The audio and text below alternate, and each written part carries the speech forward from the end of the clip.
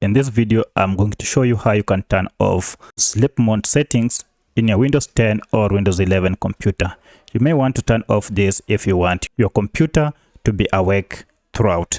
So to do so, go and search for power and sleep setting. And here it is. Tap on it to open. Now from here, you will see power and sleep. And then we have two options here, screen and sleep. So you may want to go ahead and turn off each and every one of these to never. And here it is. Then also sleep, turn it to never. So this will make sure that the screen will never go to sleep anytime on your computer.